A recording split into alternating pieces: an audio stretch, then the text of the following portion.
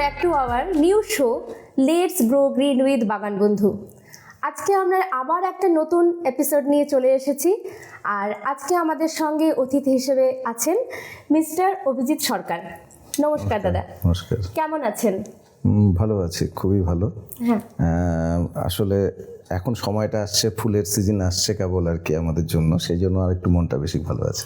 একদমই বসন্তকাল, হ্যাঁ। আর তার সঙ্গে নিউ ব্লুমিং। একদম। আর আপনি তো মেইনলি অর্কিডটাই করছেন। হ্যাঁ। আচ্ছা, আপনার কাছ থেকে আজকে একটু জেনে নেব যে কিভাবে আমরা অর্কিডটা শুরু করতে পারি। প্রথমেই বলি যে অর্কিড নিয়ে না মানুষের মধ্যে একটা অদ্ভুত ধারণা তৈরি করা হয়েছে, যে মানে স্পেশাল লোকরা অর্কিড করে, প্রায় এরকম ব্যাপার। মানে সবাই অর্কিড করতে পারে না, আমরা করি বাকিরা পারবে না, এরকম একটা ব্যাপার। এরকম একটা রহস্য তৈরি করা আছে বিষয়টার মধ্যে, কিন্তু আসলে অর্কিড করাটা খুবই সহজ যদি একটু জেনে নেওয়া যায়। কারণ কি, আমরা সবসময় যে গাছগুলো করি সাধারণত, সে জবা গাছ হোক, গাঁদা ফুলের গাছ হোক, ডালিয়া, চন্দ্রমল্লিকা, সবই মাটির গাছ, মানে তার বেসটা মাটি। কিন্তু অর্কিডের ক্ষেত্রে একটু আলাদা, যে অর্কিড মূলত মাটি ছাড়া গাছ। আচ্ছা, মূলত বললাম এই কারণে যে কিছু অর্কিড মাটিতে করা যায়, কিন্তু মূলত আমরা মাটি ছাড়া গাছটা করি।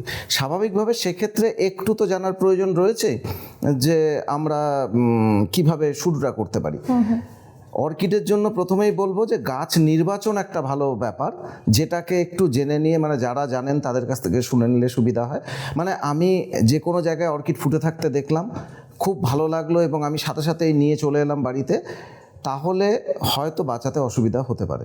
আচ্ছা, কারণ সেই অর্কিডটা আমার পরিবেশের উপযোগী কিনা সেটা জানতে হবে, আর তারপরে থাকছে যে আমি তাকে কিভাবে পটিং করব সেটা একটু জানতে হবে। এইটুকু জেনে শুরু করলে পরে তাহলে বাকি পদক্ষেপগুলো খুবই সহজ।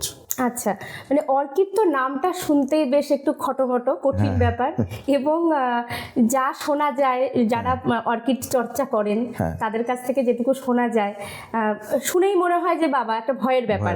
তো আপনি বলছেন অর্কিড সহজ, একেবারে। এটাতে আমার খুব খটকা লাগলো, মানে সহজ কেন?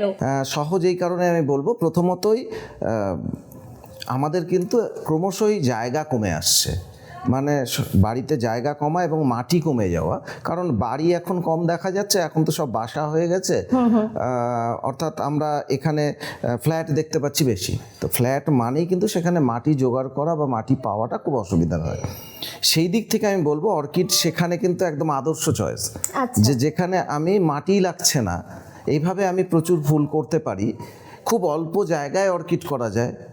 অর্কিড দীর্ঘদিন ফুটে থাকে, একটা ফুল অনেক দিন ফুটে থাকে। স্বাভাবিকভাবে এই জায়গাগুলো এবং সর্বোপরি তো অর্কিডের নানা রকম তার সৌন্দর্যের ব্যাপারটা একটা অদ্ভুত রকমের, তার চেহারা আলাদা রকম, তার বর্ণবৈচিত্র্য প্রচুর আলাদা আলাদা। হ্যাঁ, আলাদা আলাদা। তো সুতরাং সেগুলো কারণে তো আমি বলবো যে অর্কিড প্রথম চয়েস হওয়া উচিত মানুষের। আচ্ছা, মানে এই ক্ষেত্রে কি ফ্ল্যাট বাড়ি অর্কিডের জন্য আদর্শ? আদর্শ, একেবারেই একেবারেই আদর্শ। আচ্ছা আচ্ছা আচ্ছা, অর্কিড এই গাছটা বা এই প্রজাতি, মানে এই অর্কিডের যে আমরা যা যা যা আছে, একে কি সবগুলোকে কি অভিজাত ফুলের শ্রেণীর মধ্যে ফেলা যায়? মানে অর্কিডটা না আসলে অন্য সত্যিকারেরই বোধহয় সব ফুলের থেকে একে একটু আলাদাভাবে দেখা হয়, এবং এটা কিন্তু শুধু আমাদের এখানে নয়, এটা পৃথিবীর বহু দেশে অর্কিডকে নানা রকমভাবে মানুষ দেখে তার সম্পর্কে একটা আলাদা ধারণা তৈরি করেছে। সেই ধারণা থেকে হয়তো অর্কিডের গুণাবলী, অর্কিডের গন্ধ, অর্কিডের রং, অর্কিডের চেহারা সমস্ত কিছু দিয়ে একটা অভিজাত শ্রেণীতেই ফেলা হয়েছে। মানে যেসব ফুলগুলোকে আমরা খুব মানে সফিস্টিকেট একটা ব্যাপার বলে থাকি, অর্কিড তার মধ্যেই পড়ে। হ্যাঁ, আমরা বাকি যারা অর্কিড প্রেমী বা যারা অর্কিড করতে চায় নতুন, তাদের সামনে আমরা ওই বিষয়টা হয়তো খুব বেশি করে না বলাই ভালো, তাহলে তারা ভাববেন যে এটা একটা সাংঘাতিক কিছু ব্যাপার, তাহলে বোধহয় আমাকে দিয়ে সম্ভব নয়।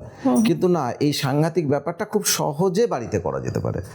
আচ্ছা, মানে আপনার শুরু থেকে হঠাৎ করে অর্কিড প্রেমী হয়ে যাওয়া, নাকি এটা শুরু থেকেই এই প্রেমটা থেকেই অর্কিড চাষে মানে আসা? এটা না একটা অদ্ভুতভাবে হয়েছে। আমি কোনো একটা জায়গাতে, সেখানে আমি অর্কিড তার কাছে কয়েকটি ছিল, আমি তার বাড়িতে ছবি তুলতাম কোনো কোনো সময় গিয়ে, আমি ফুলটা ভালো তার জন্য ছবি তুলতে যেতাম, জানতাম না ওটা কি। তো সেখানে গিয়ে আমি দেখতাম যে সেই ফুলগুলো মাটিতে নেই, টবের মধ্যে ইটের টুকরো, কাঠকয়লা এগুলো দেওয়া। তো আমাকে প্রথমে এটা আশ্চর্য করেছিল যে কি ব্যাপার, এরকমভাবেও গাছ হতে পারে নাকি? গাছগুলো এর মধ্যে, মানে আমার ধারণা তার আগে ছিলই না যে কোনো ইটের টুকরোর মধ্যে গাছ হতে পারে, মাটি তো মিনিমাম লাগবে এটুকু জানতাম। তো সেগুলো নেই, কিন্তু ফুলগুলো দেখতে অসম্ভব সুন্দর, মানে ওই রকম একটা বেসের উপরে ফুলগুলো একেবারে অপার্থিব একটা সৌন্দর্য নিয়ে থাকে। তো স্বাভাবিকভাবে সাধারণ মানুষের যেরকম মনে হয় যে আমি এটা সম্বন্ধে আমার যে কিউরিসিটিগুলো আছে সেটা তার সামনে রাখি। তো আমি তাকে জিজ্ঞেস করতাম এটা কি গাছ, ছোট্ট উত্তর হতো অর্কিড। কিভাবে করে? ও অনেক কঠিন ব্যাপার। আচ্ছা কি খাওয়াতে হয়? সেটা অনেক, মানে যাই বলি তারই একটা সুর ছিল যেটা অনেক কঠিন একটা ব্যাপার। কোথায় থেকে জোগাড় করা যায় সেটা পাওয়া খুব মুশকিল, অনেক কষ্ট করে জোগাড় করতে হয়, এরকম একটা ব্যাপার। হ্যাঁ, যদিও আজকের মতো সেই সময়টাতে, আজকের থেকে হয়তো আমার প্রায় 20 বছরের কাছাকাছি হতে চললো অর্কিড নিয়ে। তো সেই সময় হয়তো এতটা অ্যাভেলেবল ছিল না সব জায়গায়, নেট দুনিয়াতেও ছিল না। তো সেটা হতে পারে যে একটু কঠিন, কিন্তু তার মানেও এইরকম কঠিন ছিল না যে মানে সেটা পাওয়াই একটা সাংঘাতিক ব্যাপার, দুর্লভ একটা জিনিস। তো এইভাবে বলা হচ্ছিল, যে বিষয়টাই আমাকে প্রথম এটার প্রতি আকৃষ্ট করে তুললো যে ও এরকম ব্যাপার, ঠিক আছে তাহলে এটার মধ্যে একটু ঢুকে আমাকেই দেখতে হবে যে এটা কী জিনিস। তার আগে আমি অন্য কোনো গাছ সেই অর্থে করিনি, মানে না মাটির গাছ করেছি না অন্য কোনো কিছু করেছি। আমার বাড়িতে বাবা করতেন গাছ, সেগুলো সিজন ফ্লাওয়ার এগুলো সবই করেছেন, কিন্তু আমার কাছে সেটা খুব বিরক্তির কারণ ছিল যে প্রচুর জল দিতে হয়, এত জল টানা, এরকম একটা ব্যাপার। কিন্তু মানে গাছের প্রতি, মানে গাছ বলতে টবের গাছের প্রতি এই ভালোবাসাটা কোনো দিনই ছিল না। ওখান থেকে প্রথম শুরু হলো যে আমাকে এর মধ্যে ঢুকতে হবে। আচ্ছা আচ্ছা, এই যে খাবারের কথাটা আসলো, যে খাবার দেওয়ার, অর্কিডকেও খেতে দিতে হয়, মানে অর্কিড কি খাবার খায়? হ্যাঁ, খাবার খায়, খাবার দিতে হয়। না দিলে কি হয় সেটাও বরং বলতে পারবো আমি, কারণ হচ্ছে যে আমি বিগত 10 বছর ধরে আমার কোনো অর্কিডের গাছকে খাবার দিইনি, শুধু জল বাদ দিলে। কেন? আমার আসলে অর্কিড করাটার প্রথমটা তো ছিল জেদ করে ঢোকা, তারপর ঢুকে না ঘেটে ঘুটে সব একদম দেখে নিলাম আর কি বিষয়টা, এবং আমাকে যে যা বলেছে আমি তার উল্টোগুলোই সবসময় করেছি, কারণ আমার শেখার পদ্ধতিটা আলাদা রকম। আমার কাছে মনে হয়েছিল যে ওই একটা কথা আছে, শত মারি এক বৈদ্য, মানে 100টা পেশেন্ট মারলে তবে একটা ডাক্তার হওয়া যায়। তো আমার পদ্ধতিটা তাই।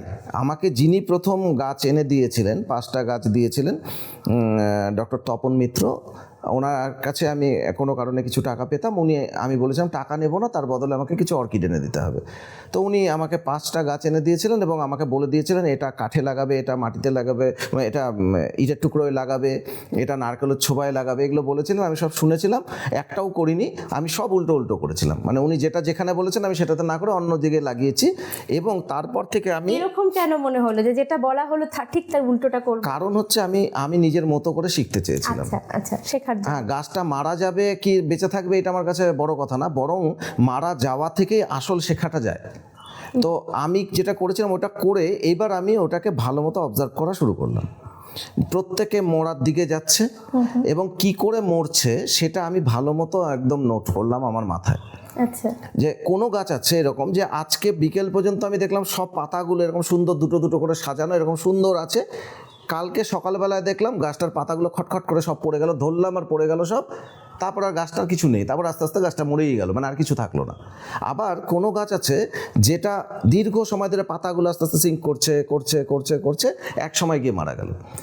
আবার কোনো গাছ এরকম আছে যেটা গোটা গাছটাই ঠিক আছে, সকালবেলায় গোড়া থেকে গাছটা কাত হয়ে গেল এবং দেখলাম গোড়ার গাছটা ব্রাউন কালারের হয়ে গেছে এবং সেখান থেকে একটা পচা গন্ধ বেরোচ্ছে হালকা, কিন্তু যদিও গন্ধটা খুব ভালো লাগে আমার, কারণ গন্ধটা হচ্ছে অনেকটা কাঁচা বাঁশ কাটলে যেরকম হবে সেই রকম একটা গন্ধ।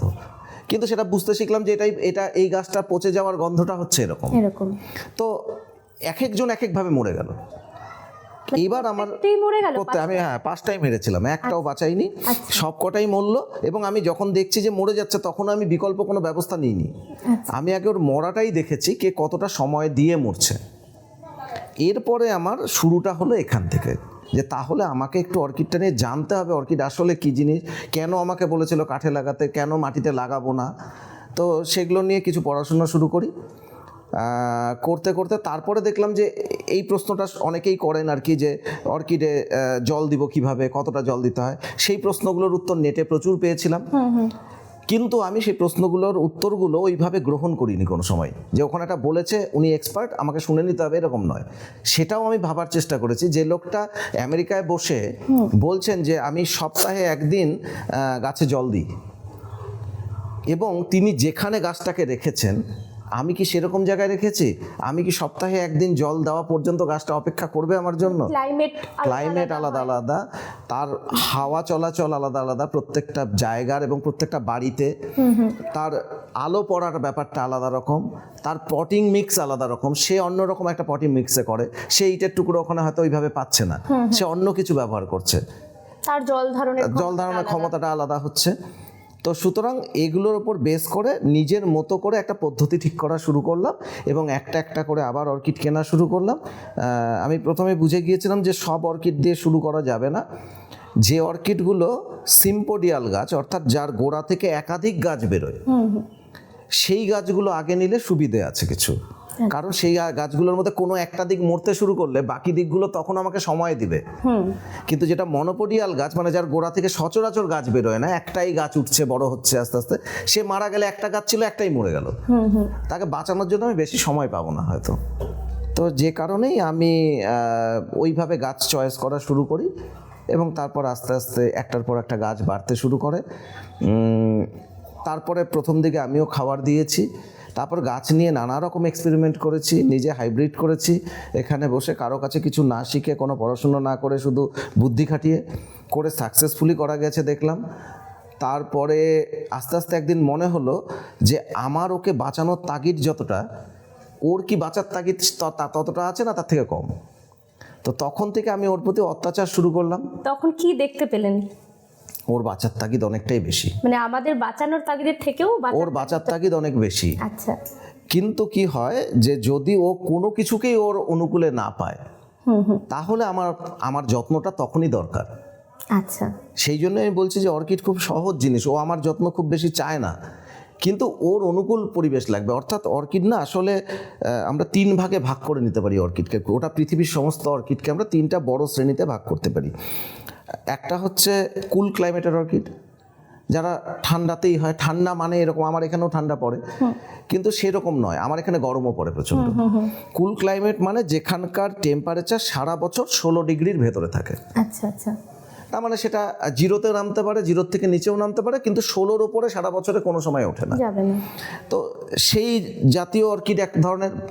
একটা আছে ইন্টারমিডিয়েট ক্লাইমেটের অর্কিড, যেগুলো আমাদের মতো এইরকম জায়গা, মানে গরমেও কিছুটা থাকে সহ্য করে, কিন্তু শীতেও কিছুটা থাকে, মানে মোটামুটি তার রেঞ্জটা ওই ধরেন 15-16 থেকে শুরু করে 30-35 পর্যন্ত আমরা ভাবতে পারি ইন্টারমিডিয়েট। এবার তারপরে আছে ওয়ার্ম ক্লাইমেটের অর্কিড, সেগুলো আর একটু বেশি টেম্পারেচার নেয়। এমনকি এটা খুব মজার ব্যাপার যে যারা অর্কিডের নাম শুনেছেন, হয়তো অর্কিড করেননি বা অল্প জানেন, তারা বলেন অর্কিড হচ্ছে পাহাড়ি গাছ, পাহাড়েই পাওয়া যায়। এরকম নয়, আমি মরুভূমিতে অর্কিড পেয়েছি। আচ্ছা। হ্যাঁ, মানে সেই গাছটি দেখতে মরুভূমির গাছের চেহারা যেমন হয়, অর্থাৎ অনেকটা অ্যালোভেরার গাছ যেমন হয় সেরকম টাইপের গাছটা, এবং তার থেকে গাছ দেখতেও যে খুব সুন্দর তাও নয়, পাতাগুলোর পাশে একটু কাটা কাটা ধরন একটা। গাছটার লম্বা স্টিক বেরোয়, সে স্টিকটা প্রায় 1.5 মিটার পর্যন্ত লম্বা হতে পারে, এবং সেই স্টিকের মাথাতে খুব ছোট ক্ষুদ্রাতি ক্ষুদ্র ফুল ধরে। আচ্ছা। সুতরাং মানুষের হয়তো ইন্টারেস্টের জায়গায় ওটা থাকবে না, কিন্তু আমার ইন্টারেস্টে আছে বিষয়টা, যে আমি যদি ওরকম একটা জোগাড় করতে পারি আমি অবশ্যই চেষ্টা করবো এখানে। সেগুলো কি অনেকটা আমরা অনেক সময় দেখেছি যে অনেক ক্যাকটাস গোত্রের গাছে ওরকম হয়, একদম ওই জাতীয়, একই গোত্রের, একই রকম। আচ্ছা আচ্ছা। মানে ধরনটা দেখতে এক। অর্কিডকে মূলত আলাদা করা হয়, তার একটা বড় জায়গা হচ্ছে যে কোন কোন ফুলগুলো অর্কিড আমরা জানিই না একদম। সেখানে যদি দেখি তাহলে দেখবো অর্কিডের একটা না প্রধান বৈশিষ্ট্য আছে, সেটা হচ্ছে ওর যে লিফ যাকে বলি আমরা, অর্থাৎ লেবেলামটা, নিচের যে মূল পাপড়িটা, সেই পাপড়িটার শেপ একদম আলাদা রকম একটা হয়, সেটা খুব আকর্ষণীয় হয় অর্কিডের ক্ষেত্রে। বাকি পাপড়িগুলো আরও 5টা পাপড়ি আলাদা রকমের হলো, কিন্তু ওই একটা পাপড়ি ওই 5টার থেকে আলাদা হবে একদম দেখতে, যেটাকে লিপ বলছে, লেবেলাম বলছে। তো এটা কিন্তু অর্কিডের একটা বৈশিষ্ট্য, যে কোনো ধরনের অর্কিড হোক, তার চেহারা যাই হোক না কেন, তার ওই বাকি পাপড়ির তুলনায় ওই পাপড়িটা অন্যরকম দেখতে হবে, এবং সেইটার মধ্যেই খুব মজার একটা শেপ থাকবে, দারুণ একটা ব্যাপার। ওটাই আমাদের আকৃষ্ট করে বেশি করে আর কি। তো সেটা দেখে বুঝতে হবে যে আমি মরুভূমির যে অন্য গাছটা দেখতে পাচ্ছি তারও হয়তো এইভাবে স্টিক বেরোচ্ছে, ফুল ধরছে, সেটা অর্কিড কিনা সেটা যাচাই করার প্রাথমিক একটা পদ্ধতি আমি এটা বললাম আর কি। আচ্ছা, আচ্ছা। তো আপনার যে অর্কিডগুলো রয়েছে সেগুলো কি খাচ্ছে তাহলে এখন? শুধু জল খাচ্ছে, হাওয়া খাচ্ছে, ব্যাসই খাচ্ছে। তাতে কি ফুল হচ্ছে? দিব্যি ফুল হচ্ছে। হ্যাঁ, যেটা হয় পার্থক্য সেটা হচ্ছে যে ফুলের স্টিকের সাইজ ছোট হতে পারে, ফুলের সংখ্যা একটা স্টিকে কম হতে পারে, এগুলো হচ্ছে। কিন্তু তা বাদ দিলে বেশিরভাগ অর্কিডেই খুব একটা সমস্যার কিছু নেই। আচ্ছা, আর যদি আমরা ফুলের সাইজ বা স্টিকের সংখ্যা বৃদ্ধি করার জন্য কোনো খাবার দিতে চাই তাহলে কি খেতে দেব? প্রাথমিকভাবে এনপিকে দেওয়া, এনপিকে 19-19-19, আচ্ছা, এটা একটা ব্যালেন্স ফুড, এটা দেওয়া যেতে পারে যে কোনো অর্কিডেই, আমরা যে অর্কিডগুলো করি তাতে এগুলো দেওয়া যায়। এছাড়া বহু মানুষ নানা রকম কিছু ব্যবহার করছে, জিঙ্ক ব্যবহার করছে, অন্যান্য যা যা তার কাছে মনে হচ্ছে যে আমি দিলে বেশি বড় ফুল হতে পারে, গাছটা বেশি হেলদি হতে পারে, সেগুলো তারা দিচ্ছে। মূলত আমরা যখন নার্সারি থেকে কোনো বড় নার্সারি থেকে যখন গাছ কিনি, সেই গাছগুলোর যে চেহারা হয় আমাদের বাড়িতে আসার পরে চেহারাটা তার থেকে পাল্টে যায়। কিন্তু সেই চেহারাটাকে আমি খুব একটা ভালো বলতে পারি না। আমি একটা মানুষকে ইনজেকশন দিয়ে দিয়ে তাকে মোটা করলাম, তার মানে সে খুব সুস্থ সবল মানুষ, শক্তিশালী মানুষ, সেরকম নয়। আমার কাছে সেটাকে খুব একটা সাস্টেনেবল মনে হয়নি সেই ডেভেলপমেন্টটা। এবং সেই গাছগুলোর পাতাগুলো দেখলে বুঝতে পারবেন, ডেনড্রোবিয়াম যদি কোথাও থেকে আপনারা কেনেন আর কি, সেই ডেনড্রোবিয়ামের পাতাগুলো নিয়ে শুধু পাতাটাকে মুড়ে এরকম ভাঁজ করার চেষ্টা করবেন, তাহলে বুঝতে পারবেন মচমচ করে ভেঙে যাওয়ার মতো হয়। এতটাই ওকে করকরে বানিয়ে দিয়েছে। কিন্তু আমাদের বাড়িতে যখন ডেনড্রোবিয়াম হচ্ছে তখন ওই ডেনড্রোবিয়ামটাই 2 বছর থাকার পরে আমার বাড়িতে যে নতুন গাছগুলো বেরোলো তার পাতা তো অত শক্ত হচ্ছে না, কিন্তু তার চেহারাটাও ওরকম হচ্ছে না যে একদম ছোট গাছ এই মোটা চেহারা তার, সেরকম হবে না। কিন্তু আমাদের অনুযায়ী, এখানকার অনুযায়ী তার চেহারা ভালো করা যেতে পারে, সে বড় লম্বায় বড় হবে। হয়তো ওরা বেটে রেখে দিচ্ছে, মোটা হচ্ছে, কারণ নার্সারি চিন্তা করে যে আমাকে যত তাড়াতাড়ি আমি টাকাটাকে রোল করতে পারবো, অর্থাৎ ওর গাছটার প্রতি কোনো মায়া মমতার ব্যাপার নেই, এবং যেটা কাস্টমারের কাছে দেখতে সুন্দর হবে, হ্যাঁ একদম, সেটাই কিনবে। প্রচুর পরিমাণে খাবার সার সব দিব, দিয়ে অল্প দিনের মধ্যে গাছটাকে একদম বয়স্কর মতো বানাবো এবং আমি বিক্রি করে দেবো, যাতে আমি এক সিজনের মধ্যে ওই টাকাটাকে হয়তো কয়েকবার রোল করছি। তো সুতরাং তারা চেষ্টাই করবে যেরকম, তারপরে লোকটার বাড়িতে যাওয়ার পরে গাছটা যা হোক তার নিয়ে তার মাথা ব্যথা থাকবে না। কিন্তু আমরা যারা নিজেরা নিজেদের ভালোর জন্য বা আমার পছন্দের জন্য গাছ করি, আমার মনে হয় তারা খাবারটাকে একটু কম দিয়েই রাখাটাই আমার মনে হয় ভালো। ফুলে কোনো সমস্যা হয় না, ফুল মূলত তার পরিবেশের কারণে হয় বেশি। আমি জোর করে ফুল ফোটাতেই পারি গাছে, তো আমি ফসফরাস বেশি আছে, যার মধ্যে ফসফেট আছে বেশি, সেরকম খাবার টাওয়ার দিয়েটি আমি ফুল আনার চেষ্টা, যেটা অন্যান্য গাছেও সবাই করে, সেগুলো করা যেতে পারে। কিন্তু আমার মনে হয় অর্কিড যদি শুধু পরিবেশটুকু একটু ভালো পায়, ওর উপযোগী, তাহলে বাকি জিনিস কিছু না হলেও খুব ভালোই ফুল হয়। আচ্ছা, এই যে এনপিকে তো একটা রাসায়নিক খাবার, একদম। তো গাছের জন্য এই রাসায়নিক খাবার কতটা উপকারী, বা আমাদের আমরা যারা ব্যবহার করব তাদের জন্য কতটা উপকারী, বা এর কি কোনো অন্য কি বলবো আসলে, আমাদের কাছে তো সমস্ত কিছুই এলোপ্যাথি ওষুধের মতো, আমার সাইড এফেক্ট জানছি, তারপরেও আমাকে ওই মোটামুটি সুস্থ থাকলেই হবে মতো করে খেয়ে যাচ্ছি, আবার 2 দিন পরে অসুস্থ হলে আবার খেয়ে নিলাম, এরকম করতে করতে চলছি। তো গাছের ক্ষেত্রেও আমরা সেরকম ভাবি, ও একটু দিলাম, না হয় কি হলো, ক্ষতি হলো, ফুলটা তো ভালো হলো, এরকম ভাবি। তো এনপিকেটা দেওয়া ছাড়া তো সহজ রাস্তা কিছু নেই। আচ্ছা, কিন্তু আমি খেয়াল করে দেখেছি যে অন্যান্য বড় নার্সারিগুলো যেখানে প্রচুর পরিমাণে গাছ যারা স্প্রে করছে, ওখানে প্রচুর গাছে স্প্রে করতে হচ্ছে, সেখানকার কিন্তু লোকদেরকে দেখেছি পুরো হ্যান্ড গ্লাভস পরা, রেইনকোট পরা, পুরো পা শুদ্ধ পুরোটাই ঢাকা, এমনকি মাথা টাথা সমস্ত দেখে চোখে সানগ্লাস পরা এবং মুখে মাস্ক পরা, এই অবস্থায় তারা স্প্রে করে। আমরা কি বাড়িতে এই অবস্থায় স্প্রে করি না। আমি খুব ইজিভাবে স্প্রে করছি, বাতাসে সেই জলকণাগুলো আসছে, আমার নাক দিয়ে যাচ্ছে, আমার গোটা স্কিনে পড়ছে, সবই করছে। তো এটা আমরা হয়তো যদি যে কোম্পানিগুলো এনপিকে বানাচ্ছে তাদের ইনস্ট্রাকশন এত ছোট করে পেছনে লেখা থাকে, প্রায় পড়া যায় না। তো সেই রকম জায়গাগুলো যদি পড়তে পারি দেখবো সেখানেও হয়তো কিছু মানে প্রিকশন নেওয়ার কথা বলা আছে। আমরা সেটা করছি না, কিন্তু মানে আমরা এত দীর্ঘমেয়াদী ক্ষতিটা, সেটার জন্য আমরা বুঝতেই পারছি না যে এটাতে ক্ষতি হতে পারে ধীরে আমার। ধীরে হচ্ছে। তো জৈব পদ্ধতি কি হতে পারে? জৈবতে আমাদের এখানে তো যেমন আমরা ফসলের ক্ষেত্রে যেভাবে আমরা করে থাকি, যে সেখানে কাউ ইউরিন যেটা আছে সেটার সঙ্গে আমরা কিছু এখানকার পাতা আছে, যেমন আতা পাতা, তারপরে ভাট ফুলের পাতা, এগুলো তার সাথে অল্প পরিমাণে টক দই দিয়ে ফার্মেন্ট করা, ওটাকে একটু গুড় দেওয়া যেতে পারে, একটু ময়দা দিয়ে এইরকম করে পচিয়ে নিয়ে সেই জলটা যেমন ধানের মতো গাছের ক্ষেত্রে দেওয়া হয়। আচ্ছা, এবার সেটাকে আমরা খুব ডাইলুট করে নিয়ে দিতে পারি। কলার খোসা তাকে পচিয়ে নিয়ে তার জলটাকে খুব ডাইলুট করে দিতে পারি, কারণ অর্কিডে না অন্যদের থেকে ডোজটা একটু কম দিতে হবে। অর্কিড মিনিমাম খাওয়ার চায়।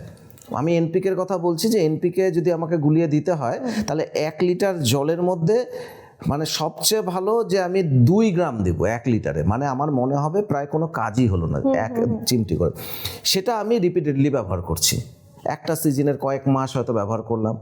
সেটা কেউ কেউ বলছে 1 লিটারে 5 গ্রাম দাও, তাহলে আরেকটু দেরিতে ব্যবহার করা, মানে আমি 15 দিন অন্তর একবার দিচ্ছি, আগেরটা হয়তো 7 দিন অন্তর দিচ্ছিলাম, বা এরকম কখনো কখনো হয় যে আমি 4 দিন অন্তর দিচ্ছি, কি আরও পাতলা করে নিয়ে সেগুলো দিচ্ছে। তো সুতরাং আমাকে এক্ষেত্রেও তাই করতে হবে যে প্রচণ্ডই পাতলা করে দেওয়া, মানে আমার মনে হবে আসলে কোনো কাজ হচ্ছে না, ততটা পরিমাণে দিতে হবে। আমরা তো সবসময় কাজ হওয়ার মতো একটা পরিমাণ চোখে দেখতে চাই, তো সেই রকম করা যাবে না। আমার যেটাতে মনে হবে এটাকে প্রায় কোনো কাজই হবে না, সেই রকম দিতে হবে। কিন্তু পাশাপাশি খেয়াল রাখতে হবে যে ফাঙ্গাল এফেক্টটা আমাদের এদিকের একটা বড় সমস্যা, কারণ আমাদের এখানকার ব্যাকটেরিয়াল এবং ফাঙ্গাল এফেক্ট দুটোই হওয়ার পরিমাণ বেশি, কারণ আমার এখানে যেমন ঠান্ডা পড়ে তেমন গরম পড়ে। এবার এই যে চেঞ্জের টাইমটা, ঠান্ডা থেকে গরম, দিনের বেলায় গরম, রাত্রেবেলায় ঠান্ডা, এই সময়টা কিছু অর্কিডের জন্য খুব ভালো সিজন ফুল দেওয়ার জন্য, কিন্তু আবার সেখানে ব্যাকটেরিয়াল ইনফেকশন বা ফাঙ্গাল ইনফেকশন হওয়ার সম্ভাবনাও কিন্তু থাকে। তো সেক্ষেত্রে আমাদের তো মানে অ্যান্টি ফাঙ্গাল দেওয়ার ব্যাপারটা আমাকে হয়তো করতে হবে। তো যত আমার মনে হচ্ছে আমি যত মানে অন্য খাবার দেওয়া কমিয়ে দিয়েছি, তত অ্যান্টি ফাঙ্গাল দেওয়াটাও আমার কমে গেছে। আমি তো প্রায় সেটাও দিচ্ছি না। আচ্ছা, হ্যাঁ, তাতে গাছ মারা যায় না তা নয়, কিছু গাছ আছে, কারণ আমার কাছে যেরকম গাছ আছে তাতে একদম কি বলবো 5 মিশালিও নয়, 12 মিশালি গাছ রেখেছি আমি। মানে কুল ক্লাইমেটের অর্কিড আছে, ওয়ার্ম ক্লাইমেটের অর্কিড আছে, ইন্টারমিডিয়েট ক্লাইমেটের অর্কিড আছে, যা আমার এখানে ফুল ধরবে না কোনো দিন আমি জানি, তাও রেখেছি। হ্যাঁ, আর যেগুলো সহজে ফুল ধরে সেগুলো রাখা আছে, এবং সব কটা একই ছাদের নিচে রাখা আছে, মানে একটাই অর্কিড হাউসের মধ্যে রাখা আছে আমার। তো এটা আমার নেশার কারণেই আমি এরকম করেছিলাম, যে ঠিক আছে ফুল না হোক, মানে আমি তাও চেষ্টা করব এরকম। হ্যাঁ, কোনোটাকে হয়তো বহু চেষ্টা করে একবার ফুল ধরানো গেছে 8 বছর পর, এরকম হয়েছে। তার জন্য হয়তো গোটা গরমকালটাতে মানে বাড়িতে বরফ তৈরি করে সে বরফ গাছের গোড়ায় দিয়ে, মানে এগুলো কোনো পদ্ধতি নয় আর কি, একেবারেই আর কি। আমার মনে হয়েছিল হ্যাঁ ও একটু ঠান্ডা ঠান্ডা ওয়েদার পেলে ভালো হয়। যে টেবিলগুলোর ওপরে অর্কিডকে রেখেছি ওইটাকে তার নিচে রেখেছি, মাটির কাছাকাছি রেখেছি, একটু ছায়া জায়গায় রেখেছি। এইভাবে গরমকালটা কোনো রকমে পার করলে শীতকালটাও ও নিয়ে নিতে পারবে। তো সেইভাবেও ফুল ধরেছে একবার, এরকম হয়েছে। তারপর আগে পিছে আর পাইনি ফুল, সেরকমও আছে। তখন মন খারাপ হয় না যখন? না, একেবারেই হয় না। আচ্ছা, আসলে না, মানে আমাদের বোঝা উচিত যে আমি ওর কাছে কি চাই আসলে, এবং এই চাওয়ার জায়গাটা প্রথম দিকে মানুষের যেটা থাকে সেটা হচ্ছে আমি একটা সুন্দর ফুল দেখতে চাই, ভালো ফুল হবে, অনেক দিন লাস্টিং করবে, এরকম। কিন্তু তারপর যখন এটা নেশায় তৈরি হয়ে যায়, তখন না ফুলের সৌন্দর্য কতখানি সেটার থেকেও বেশি আমার কালেকশানে কি আছে রেয়ার, সেটার দিকে মন যায়। তো আমার কাছে এমন গাছ আছে যার ফুলটা মাইক্রোস্কোপ দিয়ে দেখার মতো, এত ছোট, মানে পোস্তদানার মতো গুড়ি গুড়ি একটা ছোট্ট স্টিক, মানে 2 ইঞ্চি স্টিক হয় হয়তো, তার মধ্যে পোস্তদানার মতো ফুল হয়। যে কেউ, মানে যারা আমি বলছি আমার চারপাশে আমি যত অর্কিডের লোক দেখেছি তারা কেউ পছন্দ করেনি এটা, সবাই বলেছে অসম্ভব, এগুলা গাছ করবোই না। কিন্তু আমি কিন্তু এই গাছ কিনেছি, আমার কাছে আছে, প্রায় 12-14 বছর ধরে আছে। ওইটুকুই ফুল হয়, মানে না দেখার মতো ফুল হয়, কিন্তু আমার ভালো লাগে যে আমার কাছে আর একটা ভ্যারাইটি আছে। একদম। আচ্ছা, অর্কিড যদি কথা বলতে পারতো তাহলে বাগানীদের কি সাবধান বাণী দিত? হ্যাঁ, মারাত্মক ব্যাপার এটা খুব ভালো প্রশ্ন। সেটা হচ্ছে ও প্রথমেই বলতো আমাকে নিয়ে বেশি নড়াচড়া করো না আর কি, আমাকে আমার মতো থাকতে দাও। হ্যাঁ, আমি নিজেকে নিজের মতো গুটিয়ে নিয়েছি। তো অর্কিড আসলে তাই, ও নিজেকে নিজের মতো গুটিয়ে নিয়েছে। আমরা যেটা করতে পারি, ওকে একটা পট দিতে পারি অথবা একটা কোনো কিছুর মধ্যে ওকে লাগানোর ব্যবস্থা করতে পারি। 2 নম্বর হচ্ছে আমার এলাকাতে ময়েশ্চার কতটা থাকছে এটা যদি বুঝতে পারি, সেই অনুপাতে ওকে একটু ময়েশ্চার দেওয়ার ব্যবস্থা করতে পারি। আর হচ্ছে ওকে খুব বেশি জায়গা চেঞ্জ না করাতে। আচ্ছা, মানে আমি আজকে এখানে রাখলাম, যেরকম আমাদের ঘরের মধ্যে ডেকোরেশনের সময় হয় যে আমি একটা টপকে এখানে রেখেছি, কালকে মনে হলো ওই দিকটাতে নিয়ে যাই, সেটা না করাই ভালো। ও সেটা খুব একটা পছন্দ করে না। এমন হয়েছে আমার কাছে, আমার একই ঘরের মধ্যে একটা টেবিল থেকে পাশের টেবিলে একটা গাছকে সরিয়েছিলাম, সেই গাছটা পরের বছর থেকে ফুল দেওয়া বন্ধ করে দিল। এটা কি অভিমান? আমার তো যে গাছের সঙ্গে বেশিক্ষণ থাকলে পরে তারপরে তো আর তাকে গাছ বলে মনে হয় না, আমার মতোই আর একটা অস্তিত্ব মনে হয়। তো তখন তো মনে হয় অবশ্যই অভিমান, আমাকে আমার জায়গা থেকে কেন সরালে। এবং আমি সেখানে রেখে কিন্তু 3 বছর দেখেছি ওই ঘরের সমস্ত গাছের একই পরিচর্যা হচ্ছে, সেখানে ফুল আসেনি, আবার ওকে পাল্টে এদিকে এনেছি, তারপরে আবার ও ফুল হয়েছে। আসলে বিষয়টা কি, ওইটুকুর পরিবর্তনে যেই যেই জিনিসগুলো পরিবর্তন হয়ে যাচ্ছে, এত সূক্ষ্মতা আমি ধরতে পারছি না। মানে আমার ইন্দ্রিয় সেটাকে রিসিভ করতে পারছে না, ও সহজেই পারছে। দেখা গেল প্রথমে যে দিকটাতে ছিল সেখানে আলোর তীব্রতা যত ছিল, সেই তীব্রতা মাপতে গেলে আমার চোখ মাপতে পারছে না, কিন্তু ও মাপতে পারছে। তাহলে সেক্ষেত্রে অর্কিড ভীষণ সেন্সিবল একটা গাছ। শুধুমাত্র আমাকে প্রথমে নেড়েচেড়ে দেখে ওর মতো একটা মানে যেটা ওর জন্য ভালো সেরকম একটা জায়গা আমাকে বুঝতে হবে। বুঝলে পরে তাহলে তো ব্যাপারটা অনেক ইজি।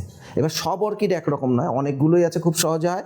আর মূলত এখন যা হচ্ছে, হাইব্রিড এত বেশি বেরিয়ে গেছে, হাইব্রিডগুলো তো তৈরি করা হচ্ছে একটা মানে লম্বা রেঞ্জের মানে ওয়েদারের মধ্যে যেন বেঁচে থাকতে পারে তার জন্য। তো সেগুলোতে বরং অনেক সুবিধা বেশি, স্পিসিসে কিন্তু সেই জায়গাগুলো অনেক অনেকটা আলাদা অসুবিধার আর কি। আচ্ছা, অর্কিড তো ভীষণ সুন্দর একটা ফুল। হ্যাঁ, তো এটা তো মানে অস্বীকার করার কোনো জায়গাই জায়গাই থাকে নেই, না। এই অর্কিডের সৌন্দর্য না জেদ, কোনটা বেশি? সৌন্দর্য প্রথম। আচ্ছা, কারণ অর্কিড টানেই নিজেকে সৌন্দর্য দিয়ে, আর আমরা যারা করি তাদের ক্ষেত্রে জেদ বোধহয় একটা ব্যাপার। সৌন্দর্যটা যেমন একটা আছে, কিন্তু পাশাপাশি আমি যেমন বললাম আমি জেদে শুরু করেছিলাম, এবং আমার মনে হয়েছিল যে সবাই অর্কিড করবে, আমার ক্ষমতা দিয়ে আমি সেই জায়গায় মানুষকে পৌঁছে দেওয়ার চেষ্টা করব। মানে আমি কখনোই অর্কিড নিয়ে নেগেটিভ কথা বলবো না। হ্যাঁ, অবশ্যই সত্যি যে সমস্যাগুলো আছে সেগুলো বলবো, কিন্তু কখনোই আমি নেগেটিভ কথা বলবো না। আর যেই অর্কিড করতে চাক না কেন তাকে গাইড করার আমি একটা চেষ্টা করি, এবং সেটা কখনোই প্রফেশনাল ভাবে না। এটা কিন্তু একটা খুব ভালো প্রফেশন, অনেকেই এইটা গাইড করার জন্য তারা একটা পয়সা নেয়। আমি তো এখনও ভারতবর্ষের বিভিন্ন প্রান্তের লোক কোনো না কোনোভাবে আমার খোঁজ পেয়ে, যারা প্রথম অর্কিড করবেন তারা আমাকে বাড়ির ছবি পাঠান, যে আমার এই হচ্ছে বাড়ি, আমার এই দিকে এরকম জানলা আছে বা এখানে এতটুকু আলো আসে, বাড়ির কোন কোন দিকে তার বারান্দা রয়েছে, এবং তার ওখানকার টেম্পারেচার আমাকে জানায়। এবার আমি তাকে সাজেস্ট করার চেষ্টা করি যে আপনি প্রথমে এই অর্কিডগুলোতে শুরু করতে পারেন। তার মানে এই নয় যে আমি বিশাল বড় কোনো এক্সপার্ট।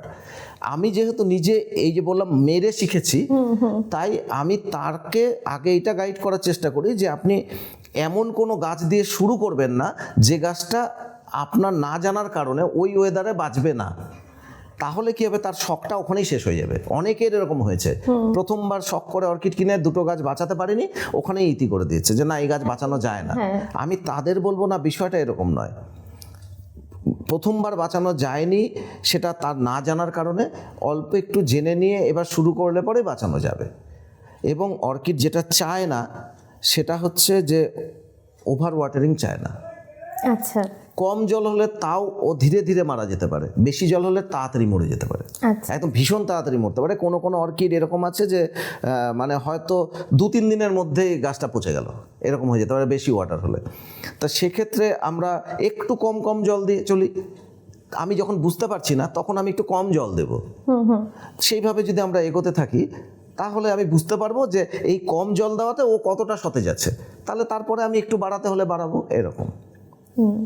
আচ্ছা, অর্কিডের মানে মানুষের মতন কি মুড পরিবর্তনের ব্যাপার আছে?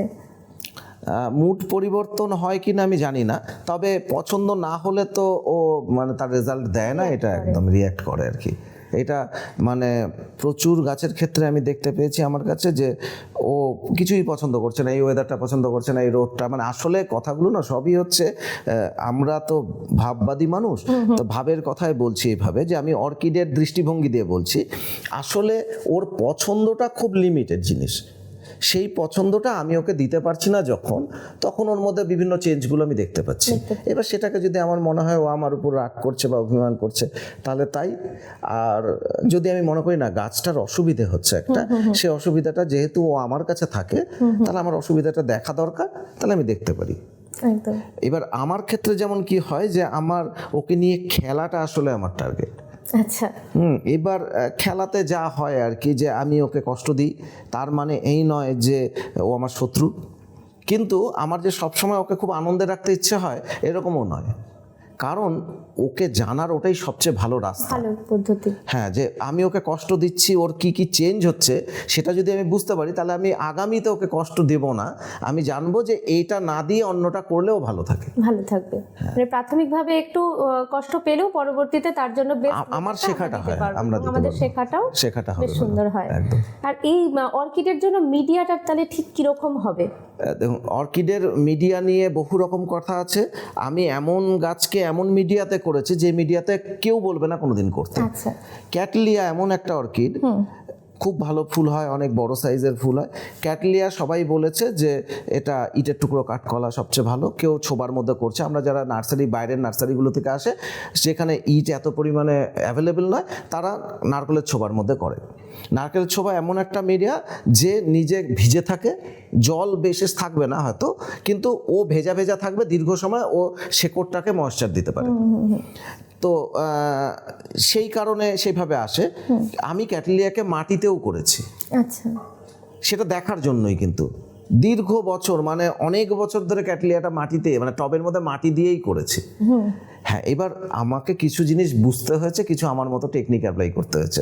অবশ্যই মানে থিওরিটিক্যালি যদি বলি তাহলে ওটা মাটি, আচ্ছা, আমি মাটি দিয়েছি, কিন্তু মাটিটা কেমন মাটি, কি তার গুণগত মান, সেগুলো আমার মতো করে আমি ঠিক করেছি।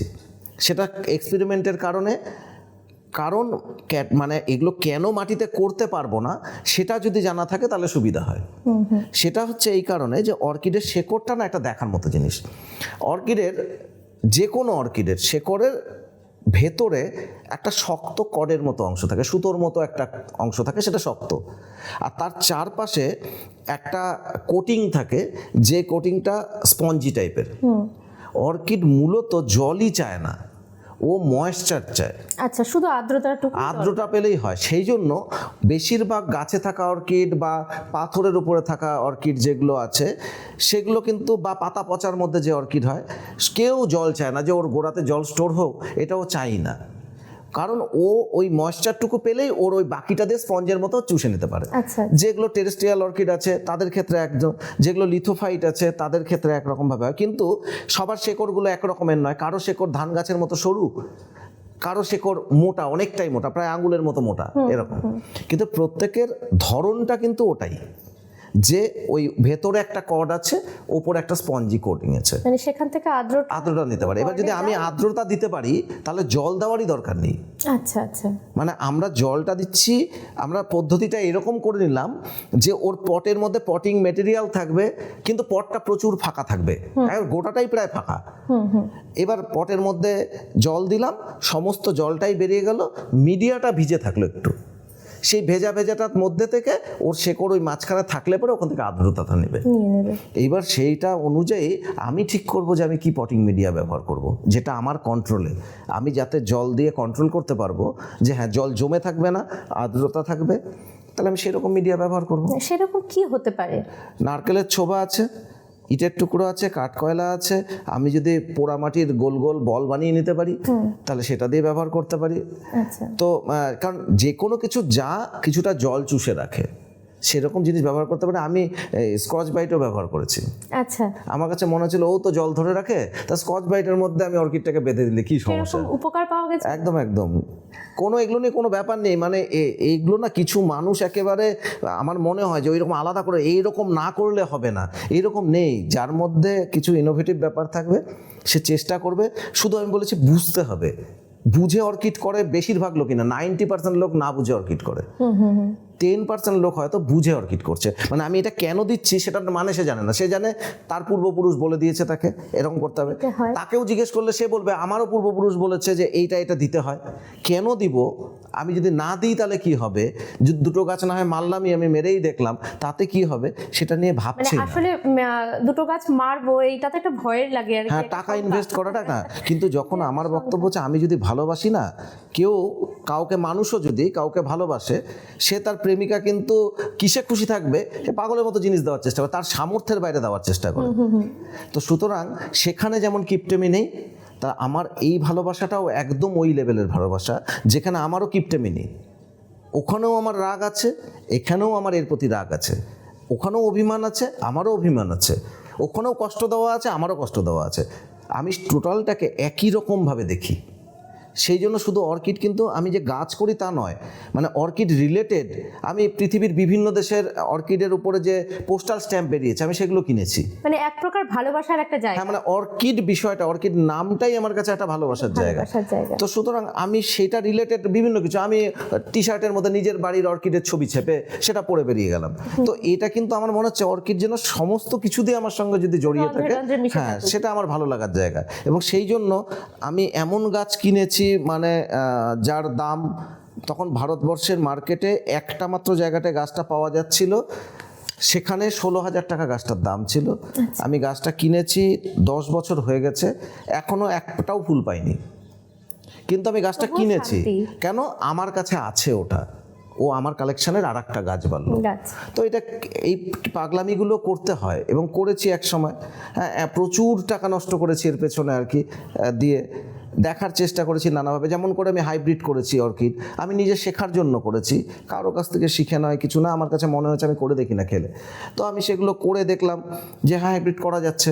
তারপরে আমি যেটা আস্তে আস্তে শুরু করলাম, এক জেনাসের নয়, আলাদা আলাদা জেনাসের ক্রস করা যায় কিনা সেগুলো আমি করে দিয়েছি। হ্যাঁ, মানে আমি সিম্বেডিয়ামের সঙ্গে ক্যাটলিয়ার ক্রস করেছি। এই মুহূর্তেও আমার বাড়িতে একটা সিম্বেডিয়ামের সঙ্গে ক্যাটলিয়ার ক্রস করেছি আমি। আচ্ছা, এইবার কি হচ্ছে, অর্কিডের জার্মিনেশনটা একটা সমস্যার জায়গা, যে আমি আমার বাড়িতে এখানে জার্মিনেট করতে পারছি না ওই সিড পট থেকে। তো আমাকে কি করতে হচ্ছে, কোনো ল্যাবের আশ্রয় নিতে হচ্ছে। তো আমি কোনো ল্যাবের সঙ্গে কথা বলেছিলাম, সেই ল্যাব করে দেবে বলেছিল, তার বিনিময়ে টাকা চেয়েছিল, আমাকে 20টার মতো গাছ দিবে বলেছিল। সে 100 গাছ তৈরি হবে একটা সিড পট থেকে, সে আমাকে 20টা দিবে বলেছিল, আমি তাতে রাজি ছিলাম। সে টাকা যতটা চেয়েছিল আমি তাতে রাজি ছিলাম। সে বলেছিল এই ক্রস করাটা তার নামে রেকর্ড হবে, আমি তাতেও রাজি ছিলাম, যে সেই এটাকে হাইব্রিড করেছে, এইটা রেকর্ড হবে, কারণ এগুলো রেকর্ড করা যায়, যে আমার নামে রেকর্ড হবে যে আমি এই ক্রসটা করেছি, আমি সেটাও রাজি ছিলাম। কিন্তু প্রথমবার সে 2টো গাছ মাত্র আমাকে পাঠিয়েছিল, বলেছিল বাকি সব নষ্ট হয়ে গেছে।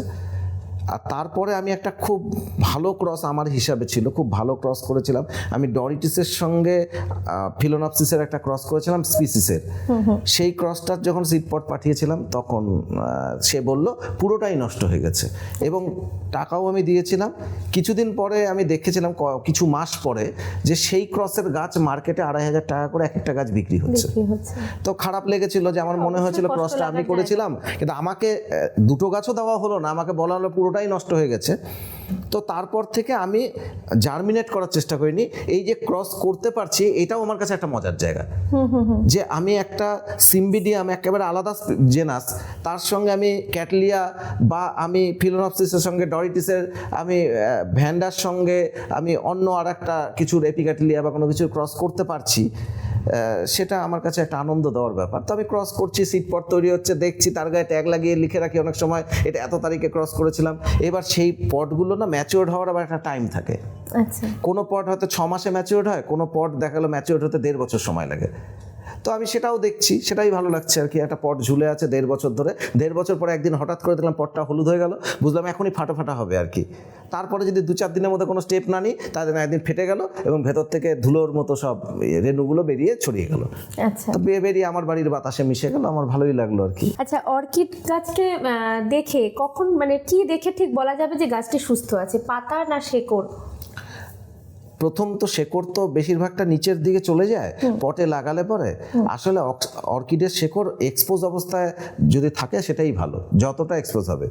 ওর পেছনে ভেজা ভেজা ভাব থাক, ওকে ভেজার মধ্যে ঢুকিয়ে না দেওয়াটাই ভালো। কিন্তু আমাদের তো লাগাতে হয় টবের মধ্যে, সুন্দর করে লাগাবো, টবের মাঝখান থেকেই গাছটা হতে হবে, এগুলো তো থাকে আর কি। তো আমরা ওইভাবে দিই। সেক্ষেত্রে শেকড়টা তো সবসময় দেখা সম্ভব হচ্ছে না।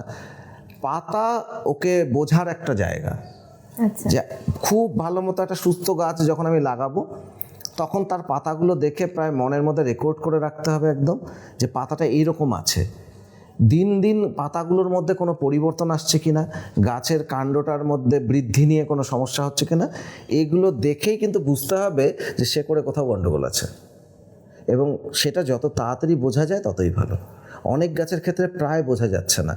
আমি বলি ভ্যান্ডার জাতীয় গাছের ক্ষেত্রে যেরকম হয়, হয়তো 2 ফিট বা আমার কাছে 2.5 ফিট লম্বাও ভ্যান্ডা গাছ আছে, কিন্তু সেই গাছটার আসলে ভেতরে যে একটা ক্যান্সারের মতো রোগ হয়ে গেল পুরোটা, আমি বুঝতে পারছি না। তার কারণ হচ্ছে আমি যদি ওকে ঠিকঠাক মতো পাতাগুলো লক্ষ্য না করি। আমাকে দেখতে হবে ওর পাতাগুলো যতটা মেলা ছিল, ওর পাতাগুলো একটু এরকম ভি শেপের মতো থাকে, দুপাশে দুটো দুটো করে পাতা এরকম থাকে, তো ভি এর মতো। সেটা দেখা গেল আস্তে আস্তে একটু মুড়ে গেছে। আমাকে দেখতে হবে তার কালারগুলোর মধ্যে একটা পরিবর্তন আসছে, ফ্যাকাশে হয়ে যাচ্ছে। আমার রক্ত অল্পতার মানুষ দেখলে যেমন লাগে তেমনই দেখতে হবে ওকেও। আমি দেখব যে ওর মাথার দিকের পাতাগুলোর বৃদ্ধি সেইভাবে হচ্ছে না, মানে একটা পাতা বাড়তে যতদিন সময় নেয় ততদিনের মধ্যে বাড়ছে না। আমি দেখছি নিচের দিক থেকে ক্রমশ পাতা কমে যাচ্ছে, খুলে যাচ্ছে পাতা আস্তে আস্তে। তাহলে বুঝতে হবে যে এটা একটা বিপদের সংকেত। এবার যদি খুবই দেখা যায় সমস্যা, যে অনেকটা দূর পর্যন্ত পাতা নেই, মাথার পাতাগুলো আর হয়তো 4-5টা পাতা অবশিষ্ট আছে এবং সেটাও কুঁকড়ে যাচ্ছে, তাহলে দয়া মায়া ত্যাগ করে নিচের দিক থেকে কাটা শুরু করতে হবে। একদম প্রথম আমার হিসাবে 1 ইঞ্চি করে কাটতে থাকলেই হবে। আমি প্রথমে 1 ইঞ্চি জায়গায় একবার কেটে দিলাম, কাটলেই দেখা যাবে হয়তো ভেতরে ব্রাউন কালার হয়ে গেছে, যেটা গ্রিন থাকার কথা ছিল, আমি বুঝতেই পাইনি। তো এবার একটু একটু করে কাটতে কাটতে উঠবো, একবারে ঘপ করে এতটা কাটার বদলে কাটছি, আমাকে অতটাই উঠতে হবে। আমি দেখি না কোথায় থেকে এখনো ঠিক আছে, সেইটুকু জায়গা কেটে নিয়ে আর একবার চেষ্টা করা। সেইটুকুর মধ্যে যদি তার উপরে যদি কোনো শেকড় থাকে তাহলে তো খুবই ভালো। যদি কোনো শেকড় আর না থাকে তাহলে এবার নিজেকে একটু চেষ্টা করতে হবে যে এইবার ওটাকে রেখে দিয়ে ওর থেকে শেকড় বের করা যায় কিনা। মানে এটা করা যায়, আমার ক্ষেত্রে একাধিক গাছেই করেছি আমি সেটা আর কি। আচ্ছা, খুব ছোট্ট করে যদি আমরা নতুন বাগানীদের জন্য, মানে নতুন অর্কিড চাষিদের জন্য যদি আমরা যদি কিছু বলি যে সে কিভাবে শুরু করবে, আচ্ছা একদম মানে ছোট্ট করে একদম, যে কিভাবে। আমি তাদের বলবো যে প্রথমতই বেশি এক্সপেরিমেন্টে না গিয়ে, মানে সবাই তো একই রকমভাবে মানসিকতায় নিবে না বিষয়টাকে, যে আমি যেমন মেরে শিখেছি সবার না মারার ইচ্ছাটাই থাকবে, একটা গাছ এনেছি কেন মারবো, সেটাও একটা পদ্ধতি হয়তো, যে আমি প্রথম থেকেই বাঁচানোর চেষ্টা করব। আমাকে মূলত গাইড করার কেউ ছিল না জন্য আমি মেরে শিখেছি। আর সেক্ষেত্রে আমি তাদের বলবো যে প্রথমে এমন গাছ চয়েস করুন যে গাছগুলো দাম বেশি নয়, যে গাছগুলো সিম্পোডিয়াল গাছ, মানে যার গোড়া থেকে একাধিক গাছ বেরোয় সেরকম জাতীয় গাছ, এবং হাইব্রিডের হলেই ভালো।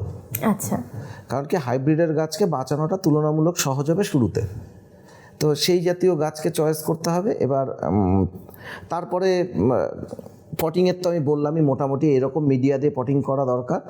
ছোবা দিয়ে করা যেতে পারে, কিন্তু খেয়াল রাখতে হয় ছোবার ক্ষেত্রে। আসলে মানে আমি যেমন কিছু জিনিস আলাদা আলাদাভাবে দেখেছি, সেটাতে অনেকে হেসেছে।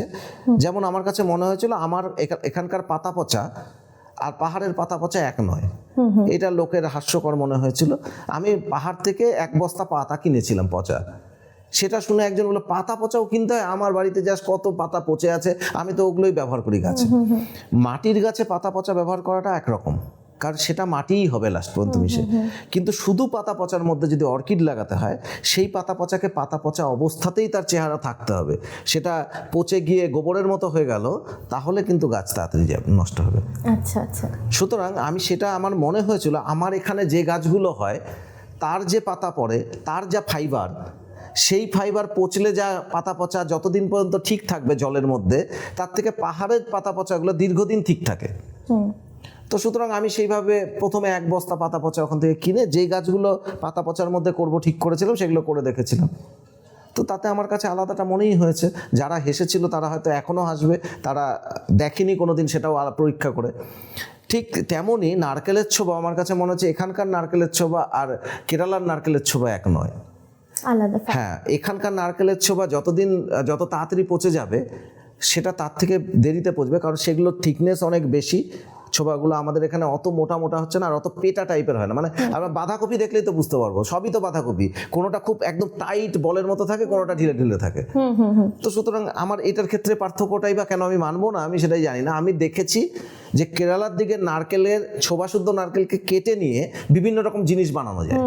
আমার এখানকার নারকেল কেটে নিয়ে সেটা বানাতে নিলে পরে দেখা যাবে সেরকম হচ্ছে না। কারণ সেটা ততটা টাইট নয় ওপরের ছোবাটা। তো সেক্ষেত্রে এখানকার যদি অর্কিড প্রেমীরা অর্কিড করতে চান নারকেলের ছোবায়, তাকে খুব লক্ষ্য রাখতে হবে ছোবার দিকে। ছোবাগুলো আস্তে আস্তে প্রথম দিকে জল নিতে চায় না, ভিজবে না, একটা সময় প্রচুর ভেজা থাকবে। তারপরে বেশি সময় গেলে পরে ছোবাগুলোর কালার চেঞ্জ হয়ে একটু ডার্ক ব্রাউন কালার হয়ে যাবে। তখন একদিন ছোবাগুলোকে একটু ভাঙার চেষ্টা করতে হবে। ছোবা তো এমনিতে ভাঙে না, ছোবা ছেড়ে, কিন্তু ছোবাটাকে ধরে একটু ভাঙার জন্য মটকাতে হবে। যদি দেখা যায় এটা মচ করে ভেঙে গেল, তাহলে বুঝতে হবে যে এর সময় শেষ। এখন আমাকে এটা না চেঞ্জ করলে গাছের খুব তাড়াতাড়ি ফাঙ্গাল এফেক্ট হয়ে যাবে। তো এইটা দিয়ে তারা ছোবাতেও তারা করতে পারেন, কিন্তু এইভাবে তাকে লক্ষ্য রাখতে হবে। কাঠের টুকরোয় করতে পারেন। অনেকে বলে শাল কাঠের টুকরোয় করো, দীর্ঘদিন ঠিক থাকবে। শাল কাঠের টুকরোয় করা যেতে পারে, তবে প্রচুর পরিমাণে ময়েশ্চার বাইরের থেকে সাপ্লাই দিতে হবে সব সময়। কারণ কি শাল কাঠটার মধ্যেও গ্রিপ পাবে না ভালো। শাল কাঠের তো আমি মোটা গুঁড়ি এখানে পাবো না, আমি লকের কেটে নিয়ে টুকরো পাবো, সেটা প্লেন, তার গায়ে নাও ধরতে চাবে না খুব তাড়াতাড়ি, যত না আমি বেশি কারণ কাঠ নিজেও তো জল নিচ্ছে না শাল কাঠ। সেক্ষেত্রে আমার মনে হয় যে আমরা যদি মোটামুটি কিছুটা মোটা টাইপের এরকম হয়তো যার ব্যাস হবে হয়তো 5 ইঞ্চি বা 4 ইঞ্চি এরকম মোটা, আমি কোনো কাঁঠাল গাছের ডাল পেলাম বা আম গাছের, সবচেয়ে ভালো আমের ডাল। আমের ছালগুলো ফাটা ফাটা থাকে, তো ওর উপরে ধরে নিতে সুবিধা হয়। আর আমের কষ থাকে যেহেতু, সুতরাং ডালটা বোধহয় পচতেও একটু সময় নেয়। তো তার মধ্যে আমরা বেঁধে নিয়েও করতে পারি। সেক্ষেত্রে ওর মধ্যে বেঁধে দিয়ে ওপরে আমি খুব পাতলা করে একটু ছোবার লেয়ার দিলাম, খুব পাতলা, যেটার মধ্যে হাওয়া চলাচল করতে পারবে এবং কিছুটা জল ধরে রাখবে। ও আটকে গেলে তারপর আর কিছুই লাগবে না, কিছু লাগছে না, বায়বীয় হ্যাঁ সেখান থেকে খাওয়া থাকে। আচ্ছা, এই অর্কিড আপনিও দীর্ঘদিন ধরে করছেন, একটু অন্যরকম প্রশ্ন করতে চাইছি যে এই অর্কিড করতে গিয়ে আপনি মানুষ সম্পর্কে কি শিখলেন? হ্যাঁ, আসলে মানুষ আর অর্কিডের মধ্যে কম্পেয়ার যদি করি আর কি, তাহলে দেখব যে মানুষ অনেক খারাপ, ভীষণ খারাপ। আমি নিজে মানুষের সঙ্গে মিশতে হয়, যেমন আমাকে অর্কিডের সঙ্গে মিশতে হয়, মানে আমাকে একটা দীর্ঘ সময় দিতে হয় তোর সঙ্গে। সেই সময় দিয়ে ও আমাকে যা আউটপুট দেয়, তাতে আমাদের মধ্যে অভিমান হতে পারে, ঝগড়া হওয়ার কোনো জায়গা নেই। আচ্ছা, কারণ ওর বিশেষ কোনো স্বার্থই নেই আমার কাছে, আমার বরং অল্প হলেও স্বার্থ আছে যে ওর ফুলটা দেখা। এবার সেই স্বার্থটাকে ত্যাগ করে ফেলতে পারলে তারপর কিন্তু শুধু গাছটাও আমার কাছে প্রিয়। তখন গাছে ফুল না আসলে, যেমন আমি বলছিলাম যে আমার কাছে এত বছর লম্বা সময় ধরে গাছ আছে যার ফুল ফোটেনি, তার জন্য কিন্তু আমি গাছটাকে বিক্রি করে দেওয়ার কথাও ভাবিনি, ফেলে দেওয়ার কথাও ভাবিনি। যার ফুল প্রচণ্ড ছোট, তাকেও আমি অবজ্ঞা করে ফেলে দিইনি। তার মানে এখানে এসে আমি বলবো যে অর্কিড প্রেমী বলা, আমিও এখনো পুরোপুরি প্রেমী হয়ে উঠতে পারছি কিনা জানি না, তবে আমি হয়তো প্রেমিক হওয়ার রাস্তাতে আছি। বাকি যারা অর্কিড প্রেমী বলেন, তার আগে এই মানদণ্ডগুলো নিজের ক্ষেত্রে সেট করে দেখবেন যে কোনো একটা গাছ যদি 10 বছর ফুল না দেয়, তারপরেও গাছটাকে ভালোবাসতে পারেন কিনা। বা একটা গাছের ফুল খুবই ছোট, খুবই সুন্দর নয় তেমন, যে কারণে অর্কিড করা, তারপরেও তাকে ভালোবাসতে পারছেন কিনা। যদি সেটা না পারেন, তাহলে নিজেকে অন্তত আর যাই বলেন প্রেমিক বলবেন। একদমই ত্রুটিগুলো মেনে নেওয়ার ক্ষমতা যদি আমাদের না থাকে, তাহলে কখনোই প্রেমিক বা এই, এবং আমার নিজের ব্যর্থতাটাও মানতে হবে সেখানে, যে আমি পারিনি ওকে ওর মতো করে জায়গা দিতে। আমার শখ ছিল, আমি এনে ফেলেছি বাড়িতে, কিন্তু তারপরে আমি ওকে জায়গা দিতে পারছি না, উপযুক্ত দিতে, হ্যাঁ আমার সামর্থ্যে কুলোচ্ছে না, বা আমি ওকে দিতে পারছি না। চেষ্টা করছি যতটা পারা যায় রাখা এইভাবে। দাদা, খুব ভালো লাগলো আপনার সাথে অনেকক্ষণ এই অর্কিড বিষয়ে আড্ডা দিয়ে, অনেক কিছু আমরা জানলাম। আশা করি আমাদের দর্শকরাও এই বিষয়ে অনেক উপকৃত হবে। আর আজকের এই সুন্দর মুহূর্তটিকে ধরে রাখার জন্য বাগান বন্ধুর পক্ষ থেকে আপনার জন্য একটা ছোট্ট স্মৃতি। খুব সুন্দর, আমারও এসে খুব ভালো লাগলো। মানে এই কথাগুলো কেউ শুনতে চায়, এটাই তো বুঝতে পারি না। তো যাই হোক, এখানে হয়তো কিছু মানুষ অন্তত কথাগুলো শুনবে, পছন্দ হোক বা না হোক। আড্ডাটা দিয়ে ভালো লাগলো আর কি, ভীষণ। আবার কিন্তু প্রয়োজন হলে আপনাকে ডাকবো, এবং আপনি কিন্তু আপনার পরামর্শ আমাদের সঙ্গে শেয়ার করবেন। একদম, পরামর্শ মানে আমি যা জানি, ভুল হোক শুদ্ধ হোক সেগুলো বলতে পারবো এই আর কি। অবশ্যই। এই এপিসোডগুলো তোমাদের কেমন লাগছে তোমরা আমাদেরকে কমেন্ট করে জানাও। আমাদের ফেসবুক গ্রুপে জয়েন হও এবং আমাদের যে বাগান বন্ধুর ইউটিউব চ্যানেল রয়েছে সেই চ্যানেলটিকে সাবস্ক্রাইব করো, লাইক করো, কমেন্ট করো। তোমাদের আর কোন কোন বিষয়গুলো নিয়ে আলোচনা শুনতে ইচ্ছে করছে আমাদেরকে কমেন্ট করে জানাও। আমরা নেক্সট এপিসোডে তোমাদের কমেন্টের ভিত্তি থেকে একটি নতুন সাবজেক্ট নিয়ে আবার এসে তোমাদের সঙ্গে নতুন একটা পর্ব শেয়ার করব। আজকের জন্য এই পর্যন্তই, ততক্ষণের জন্য টাটা।